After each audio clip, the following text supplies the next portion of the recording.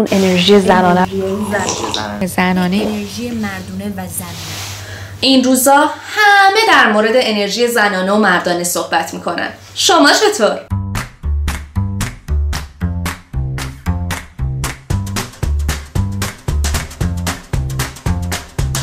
نگاه کن چه قشنگه، همه رنگای دنیا. بیا بریم به گردش تو این دنیای زیبا.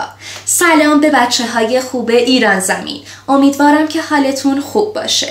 اگر که اولین باره که ویدیوهای من رو میبینید، اسم من خاله میناست و اینجا مینتاکه. امیدوارم از تماشای این برنامه حسابی لذت ببری دوست نازنینم. اما اگر منو از قبل میشناسی و دکمه سابسکرایب تو زدی، سلام مخصوص به تو. حالت چطور عزیزم؟ امیدوارم که دماغت حسابی چاق باشه. خب حالا اگر همتون آماده اید و دکمه سابسکرایبتون رو زدید، بیاید با هم دیگه بریم که یه برنامه ببینیم. این روزا یه ترندی راه افتاده توی فضاهای مجازی به اسم تفکیک جنسیتی ویژگی‌های انسانی. یعنی همونطور که ما میایم دستشویی رو زنونه مردونش میکنیم، ویژگی‌های انسانی رو هم همین کارو باش بکنیم. بیایم بگیم آقا این ویژگی زنونه است، این مردونه است، زنونه است، مردونه است، زنونه است، مردونه است. حالا امروز توی این ویدیو میخوایم با هم دیگه بررسی کنیم، ببینیم اصل و بیس این داستان اصلا از کجا میاد. من خودم به شخص اول فکر میکردم که مربوط به دوستان قانون جذب و انرژی و چاکرا و کد کیهانی و اینا بشه، اما برای من خیلی جالب بود که ریشه در روانشناسی داره و طبق نظریه روانشناس معروف سوئیسی کارل یونگ. کلاً کارل یونگ خیلی مورد علاقه روانشناس‌های مجازی هستن، چون میتونن از حرفاش سوء برداشتای خیلی خوشگلی بکنن و پول خوبی به جیب بزنن. حالا این نظریه دقیقاً چی میگه؟ یونگ توی این نظریه میگه همه افراد فارغ از جنسیت خودشون دارای انرژی زنانه و مردانه هستن و هر فردی باید بیاد این انرژی‌ها رو دوتاشون رو با هم دیگه توی خودش به تعادل برسونه تا بتونه از لحاظ روانی سالم و کامل باشه. ویژگی هایی که یونگ داره ازشون صحبت میکنه فارغ از ویژگی های فیزیکی و جنسیتی افراد، بیشتر اشاره به ویژگی های روانی و درونی افراد داره. به علاوه یونگ توی این نظریه میاد بحث ناخودآگاه جمعی رو مطرح میکنه، یعنی میگه تمام افراد چه زن چه مرد به صورت نمادین یک تصوری از انرژی زنانه و مردانه توی ذهن خودشون دارن. حالا این انرژی های زنانه از نظر یونگ چیا هستن؟ یونگ کلاً به انرژی های زنانه میگه آنیما نماد انرژی های زنانه درون روان مرد هاست و کلاً به جنبه های عاطفی و احساسی و پذیرای انسان ها توجه داره.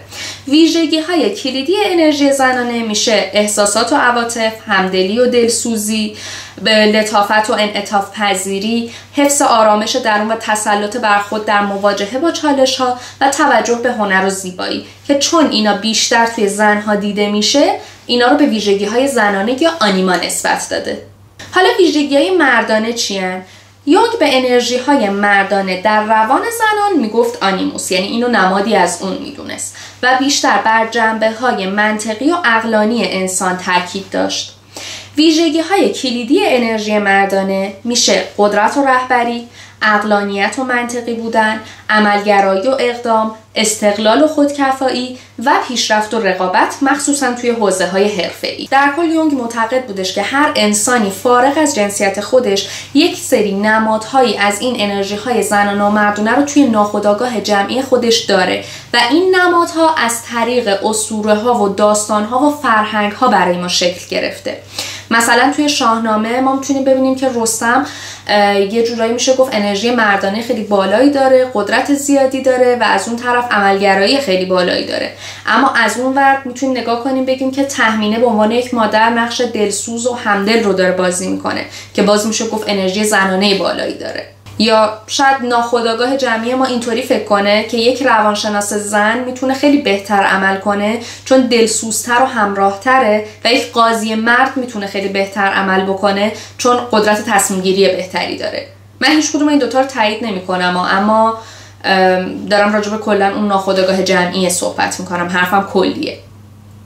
خلاصه یونگ معتقده که همه ما یک بخش از این انرژی ها رو در درون خودمون داریم و هر انسانی باید تلاش کنه که این دوتا انرژی رو درون خودش به تعادل برسونه تا بتونه به اون سلامت روانه دست پیدا کنه.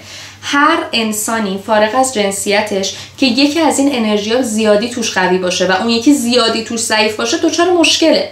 مثلا کسی که انرژی مردانه خیلی زیادی داشته باشه تبدیل به یک آدم سرد و خودخواه میشه و کسی که انرژی زنانه خیلی زیادی داشته باشه تبدیل به یک آدم وابسته و منفعل میشه.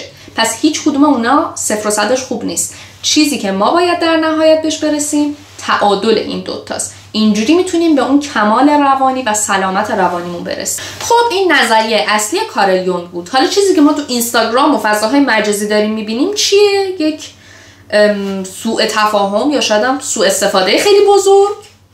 کلا انگار دنیای مجازیمون این شکلی شده که میخوایم هی رو همه برچسب بزنیم. خیلی اصرار داریم به این که این استیکرایی که مامانمون برامون خریده بود تازه و نوع ذوقشو داریم یه جایی بچسبونیم.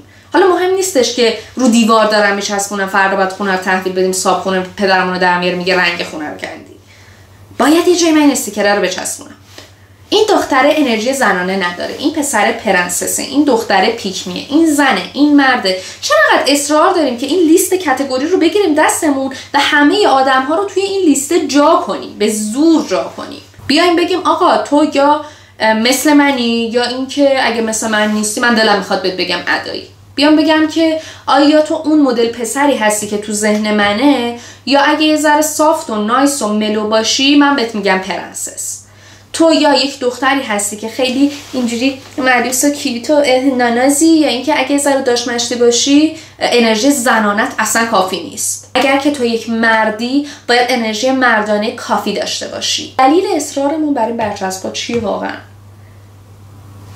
حاصل این حجم از برچسب زدن چیه؟ جز اینه که یک فشار اجتماعی و اضطراب اجتماعی به هممون اضافه میکنه، کم به خاطر فضای مجازی دچار ترس از قضاوت و ترس از دیده شدن و فومو و هزار تا کوفت و زهرمار دیگه ایم که حالا داریم این برچسبا رو روش اضافه میکنیم. بعد خیلی جالب واسم همین آدمایی که میان رو همه اینجوری لیبل میزنن 2 روز دیگه میان میشینن میگن قضاوت بقیه مهم نیست، به حرفای دیگران توجه نکن، خودت باش. مگه میذارید کسی خودش باشه؟ هر کاری هر کی میکنه یه قضاوتی روش میذارید. چنل دیلی داشتن دخترها، دخترای پیکمی، پسرای پرنسس، آدمای ادایی، همه برچسبی دارن نه؟ تو لیست کاتگوریتون بالاخره همه رو توی یکی میچپونید. خیلی جالبه که از اون ور میگیم همدیگر رو قضاوت نکنیم فلان، بعد از این طرف به لیست قضاوت هامون روز به روز اضافه میکنیم. بعد خب نتیجه این کار قرار چی باشه؟ نتیجهش رو میخوای بگن؟ نتیجهش میشه یک نسل ترسو که از خودشون بودن میترسن، نمیتونن توی اجتماع سرشون رو بلند کنن، چون میگه آقا من الان سرم پایینه بیارم بالا فلان برچسب رو میخورم، شلوار مشکی پوشیدم شلوار رو آبی کنم برچسب میخورم، رو ناخونم ستاره کشیدم اگه بکنمش گل یه برچسبی میخورم. چرا نمیخوایم بذاریم آدم خودشون باشن؟ چرا نمیخوایم بذاریم آدم ذره راحت باشن؟ چنل دیلی دختره به نظرت مسخره است؟ لفت بده. چرا میرینی به دختره؟ چرا هرچه دهنت در میاد با رو اون طرف میکنی؟ بابا به خدا آدما خیلی پیچیده تر از این حرفان. 7 میلیارد آدم روی این کره خاکی حداقل وجود داره. بعد ما فکر میکنیم با این 4 تا دونه کاتگوری که دستمون گرفتیم میتونیم رو همه برچسب بزنیم. نکنید تو رو خدا. دفعه بعدی که دلت خواست این لیست استیکراتو بگیری دستت رو یکی دیگه بچسبونی، یه لحظه فقط بیا با خودت فکر کن، ببین من از انجام دادن این کار چی عایدم میشه؟ چی در درون من هست که من لازم میدونم که بیام توی نوعی رو خراب کنم؟ چی در درون من هست که لازم میدونم بیام روی تو برچسب بزنم؟ من چه جور آدمی هستم که دارم با تو این کارو میکنم؟